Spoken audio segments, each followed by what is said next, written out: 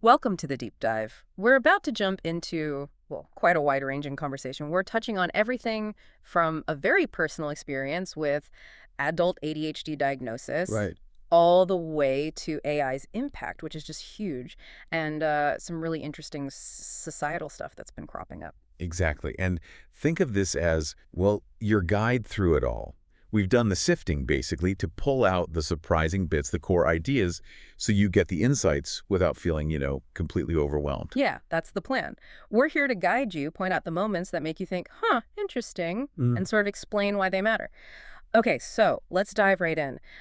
This whole thing kicked off with a personal update for me. I actually recently found out I have ADHD as Okay. an adult. That's quite something. And one of the first things you mentioned was the initial reaction from others, even some self-doubt, perhaps. Oh, definitely. A lot of disbelief, actually. Right. And I think it really came down to how unexpected the whole diagnostic journey was because, I always did well in school.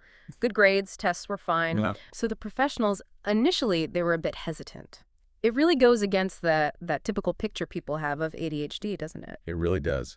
Yeah, the common view, like our source material pointed out, is often, the disruptive kid in class or obvious hyperactivity. Hmm. But what you went through shows a different side. Totally. They even wondered if I was just, I don't know, gifted or something, Yeah. which felt a bit, yeah, far-fetched. But it just shows how deep that idea runs, ADHD equals school problems. Hmm. It wasn't really until we did the proper cognitive testing, once without medication and then again with Ritalin, that things became, well, crystal clear. Okay, and what really stood out for you in that comparison, Yeah. especially, with the Ritalin involved? Wow. It was like night and day, honestly. Without the Ritalin, those tests, the ones tracking patterns, remembering sequences, they were so hard. I felt this like constant buzz, needing to fidget just to try and focus. Right. And I was completely exhausted afterwards, even though my actual mistakes weren't like off the charts. But then with the Ritalin, it was just calm. This incredible quiet settled in. I could focus, like effortlessly.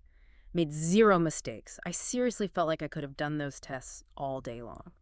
That really highlights the difference, doesn't it, between that internal restlessness you're describing and the external hyperactivity that gets so much focus. Exactly. And it ties into how it can show up differently in people, maybe even the differences sometimes seen between men and women. Absolutely. We touched on that, how ADHD in women can often fly under the radar because it doesn't fit the stereotype. It's more internal sometimes, mind wandering constantly, feeling scattered, even if you're somehow managing to keep up academically. So even though you didn't have those classic school issues, you were still facing real challenges day to day. Oh, absolutely, without a doubt. The chronic disorganization was a killer. Those lovely monthly tax penalties because I just missed deadlines. The endless procrastination on everything, it all just added up. I mean, I held down a job, had a home, but so many other parts of life felt like this constant struggle, always pushing things to the absolute last second, needing that dopamine rush just to get started. Yeah.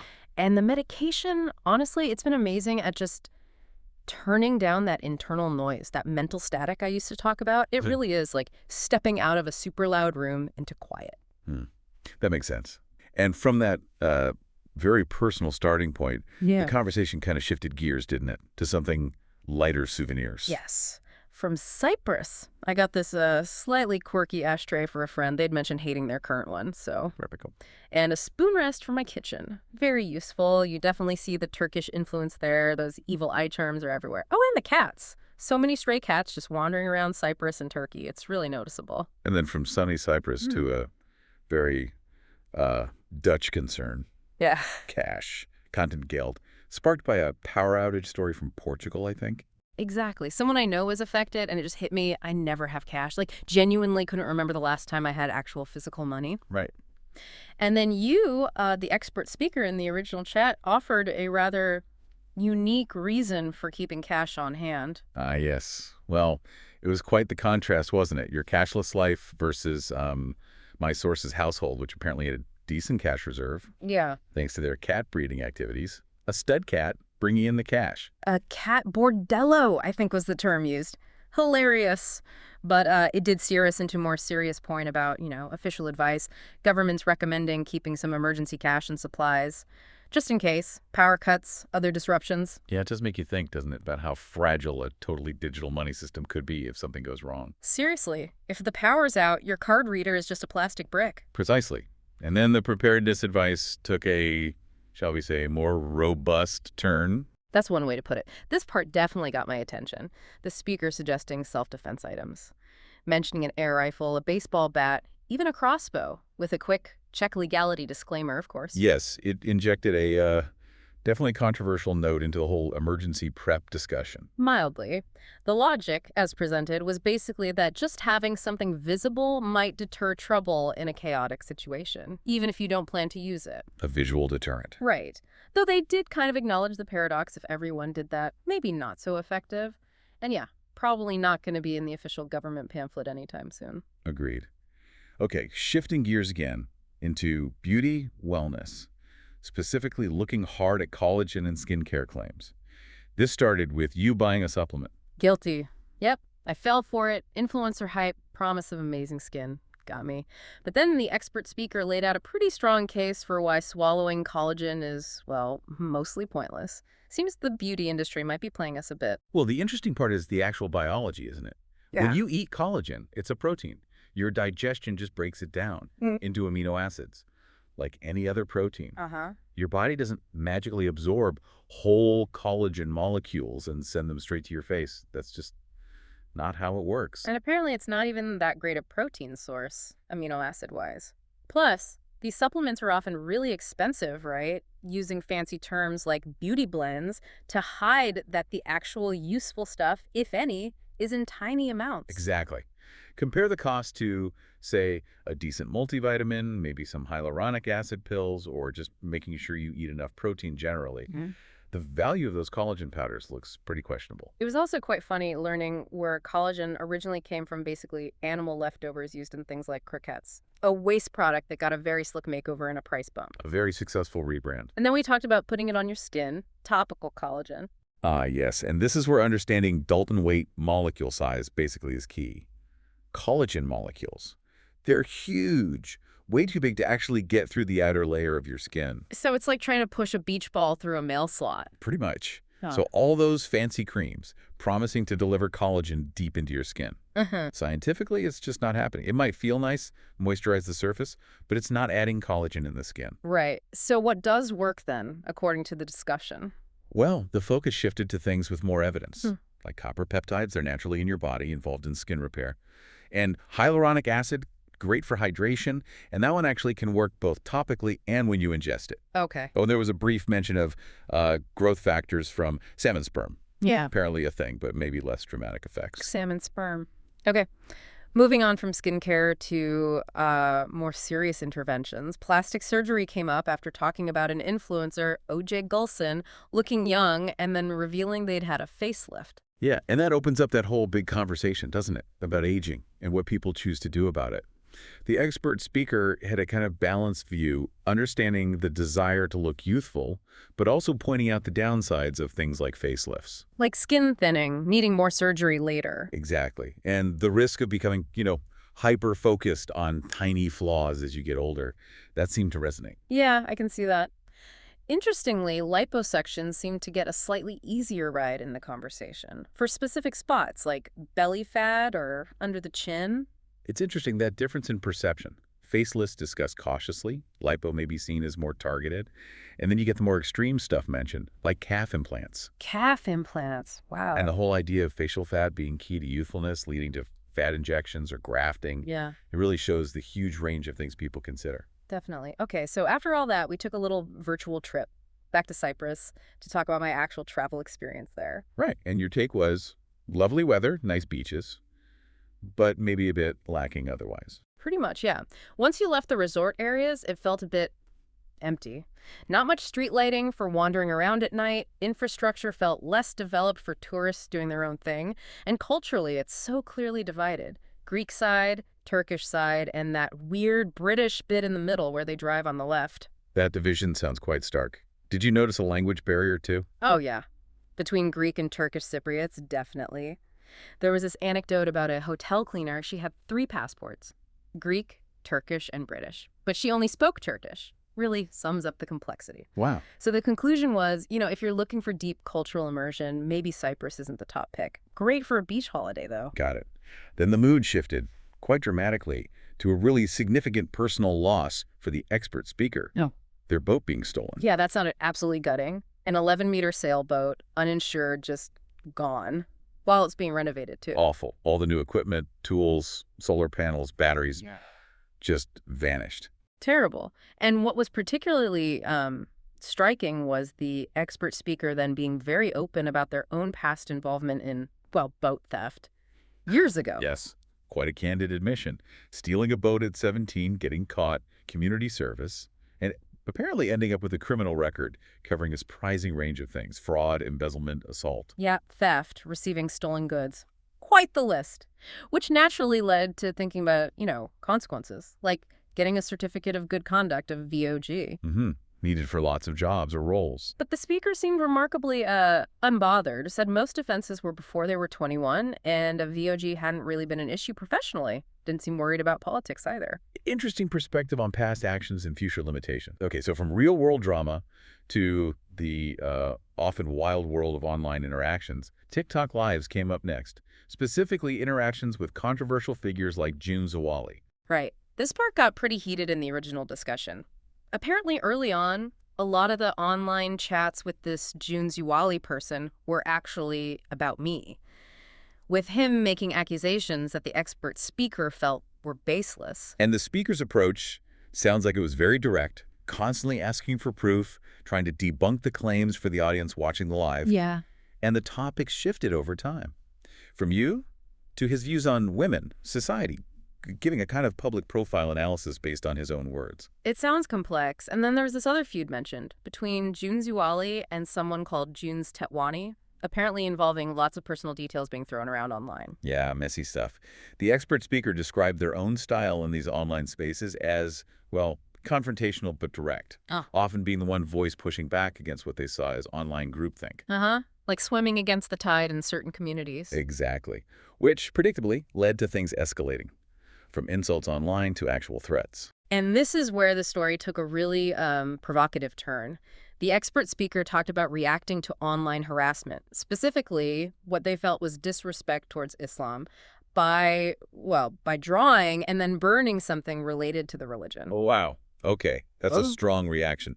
Presented as a response to abuse, but obviously it would likely cause more controversy. For sure. It led to accusations of disrespecting the Quran. And disturbingly, a parallel was drawn to the Samuel Patey case, highlighting how online misinformation can spiral into real-world violence. A very serious connection to make. And it didn't stop online, did it? The situation actually spilled over into a real-life confrontation. Someone who'd made threats online showed up with a brick. Yes, according to the account. And the expert speaker's reaction involved some mockery, apparently. The reflection afterwards showed a pretty complex, maybe controversial stance on using potentially offensive acts to push back against online aggression. Definitely a lot to unpack there. The conversation then shifted again, based on a listener question from our group, about body positivity versus normalizing unhealthy lifestyle. Yes, that's a really tricky but important distinction. The speaker was quite clear. Body positivity, meaning acceptance, representation of all sizes, good. Normalizing obesity as if it carries no health risks, problematic. They push back on that common argument, thin people can be unhealthy too. While true, it doesn't negate the health risks associated with obesity. The focus was on personal responsibility for health. And the real-world consequences, like needing bigger airline seats, issues on public transport, things that impact others, perhaps. Yeah, and the analogy used was smoking. Society generally accepts some discrimination against smoking because of the health impact, especially on others. The speaker seemed frustrated by what they saw as a romanticizing of unhealthy habits. Right, and it even touched on ideas like higher healthcare costs or insurance premiums for those with riskier lifestyles, referencing Jort Kelder, I think. Yeah, the logic being similar to life insurance, higher risk, higher premium. And then a really strong opinion was voiced about child protective services potentially getting involved in cases of severe childhood obesity. Drawing a parallel to intervening when parents smoke heavily around kids. A very strong stance, indicating the perceived severity of the health issue. Definitely provocative. Okay, next up was another sensitive topic. The planned disruption of the Dutch WWII memorial service, pro-Gaza protests during the minutes of silence on May 4th and 5th.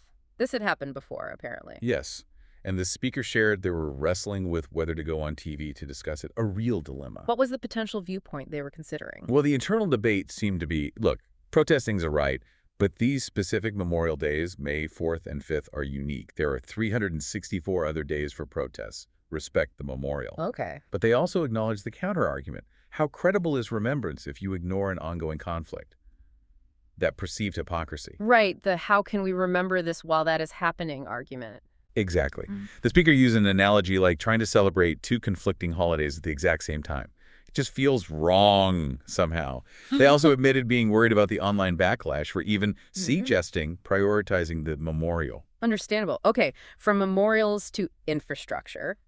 The power outage in Portugal and Spain came up again. Not Putin, as some initially speculated, but just an overloaded grid. Yeah. And that led straight to concerns about the grid here in the Netherlands, which seems increasingly strained right when we're trying to move away from gas and towards more electricity, more renewables. It seems like a major bottleneck. Expanding the grid, upgrading it apparently, it's slow, expensive work. And grid operators have supposedly been warning about this for, what, 25 years? Wow, 25 years. So it's not exactly a new problem, but it's hitting harder now. Yeah, with more overall electricity use, everyone plugging things in at the same time, peak demand issues. Solar panels at home can help reduce the strain on the main grid, which is good. It's important to note, though, the discussion pointed out this isn't just because of the green transition. Grids get old, demand increases naturally, they need upgrades anyway. True. But it's weird then, isn't it, that we're seeing things that seem to discourage green tech, like reducing the money you get back for solar power fed to the grid. Right, the feed-in tariffs. And increasing road tax for electric cars based on weight. Seems counterintuitive if the goal is more EVs and less grid strain overall. Yeah, the fairness of that weight-based tax was questioned, especially compared to, say, massive freight trucks. Even though the future seems pretty set on electric EU goals for 2030, 2035, end of new petrol-diesel engine development. The direction seems clear, but the current policies feel a bit mixed. Okay. Let's shift to the digital frontier, ChatGPT and AI. The expert speaker mentioned using the paid version. And being genuinely impressed, maybe even a bit startled, by its capabilities now. Like writing poetry that's actually good, at the level of famous poets. Or generating whole book chapters. That's kind of mind-blowing, the implications for writers, creatives. Huge. And this idea of AI-generated books flooding platforms like Amazon. Yeah, using something like Google Trends to see what's hot, than just telling ChatGPT to write a book about it. It's clever, but also, raises questions about authorship, quality, everything. Did the speaker mention any limitations still? Yes, particularly with more nuanced writing, like columns or opinion pieces. Initially, it sounded robotic, lacked humor, but apparently, with better prompting telling the AI how to write, even that's improving significantly. Scary stuff. Some newspapers are already experimenting with AI columnists, right? Or experiments mentioned, yes. The advice for aspiring authors was basically, you should probably learn how to use this tool, even to improve your own manuscript. Feed it in, ask for suggestions, refine the prompts. Prompt engineering seems key. It sounds like AI creativity has jumped forward massively since we last talked about it. Oh, and the watermark thing, how they can supposedly detect AI text now. Yeah, apparently by using tiny, non-standard spaces between words that humans don't notice but software can detect. Big implications for students using it for essays, obviously. Definitely. Okay, final big topic. Those family vlogs with kids. Ethical concerns galore, spurred by a piece by Tim Hoffman suggesting bans or regulations might be needed. This is such a difficult area. The observation about viewing spikes when kids are shown in, say, swimwear, deeply disturbing. Suggests targeting by pedophiles. Grim. YouTube did disable comments on kids' channels before, right? Yes, showing they know there's a risk. But family vlogs often slip through the cracks. They're not technically children's content, even if kids are central to them. And with huge audiences, the odds of pedophiles watching are realistically quite high. The expert speaker felt very strongly about needing more protection. Drawing parallels to child actors, they have rules about working hours, schooling, money being put aside. Why not for vlog kids? It makes sense. The long-term impact on privacy, self-image, their relationship with parents who are essentially monetizing their childhood, it's massive and unknown. Yeah, and examples were given kids talking about very personal things, like sexuality, on camera. They're too young to grasp the permanence, the reach of the internet. It was framed as potential child labor, essentially. Which is a powerful way to put it. An outright ban might be tough, legally. But stricter rules, maybe YouTube changing policies, like demonetizing videos featuring minors heavily in that family vlog style. That could be a lever. Especially since the money now often comes from brand deals, not just YouTube ads for the big channels. True, it's more complex. But the discussion mentioned scandals, abuse cases within these communities already, so the potential for harm is real. Public opinion might eventually force change too, canceling problematic channels. Yeah, maybe. Okay, almost there. We had a few quick final points before wrapping up. Something about a water bottle mix-up. Yes, a minor detail. And a question about whether it costs energy to be polite to ChatGPT, saying please and thank you. And the answer was? Basically, yes, all interactions use energy, but the politeness part is probably negligible in the grand scheme of things. The real cost is running the massive servers. ChatGPT itself is still losing money, relying on investors. Right. And the expert speaker mentioned owning NVIDIA stock, the company making the chips powering all this AI, so feeling optimistic there. A little plug, but also a point about ChatGPT's helpfulness and potential dangers. Like, it tends to just agree with you, which is fine for some things, but maybe not great if someone's using it like therapy, unless you specifically tell it to be critical or challenging. Good point. We're relying on AI more and more for basic info, advice, maybe replacing some human interactions. And society adapts slowly to these huge tech shifts, right? Like Yep. radio, TV. We're still figuring AI out. Exactly. So that brings us to the end of this particular deep dive. We've covered a massive range, really, from ADHD insights to ethical minefields online, AI's leaps forward. Yeah, quite the journey. Our goal, as always, is just to pull out those key threads, the surprising connections, and make this complex stuff feel a bit more manageable for you. Maybe give you some new angles to think about. And on that note, maybe a final thought for you to mull over. As we weave technology, especially AI and constant online documentation, deeper into our kids' lives, how do we actually make sure we're protecting their well-being? How do we find that balance between embracing the tech and managing the very real ethical risks? Something to definitely keep thinking about. We really encourage you to explore these topics further, share your own thoughts, and hey, if you find these deep dives valuable, please do consider supporting the show. You can find ways to do that and access bonus content on our platform. Indeed. Until the next one.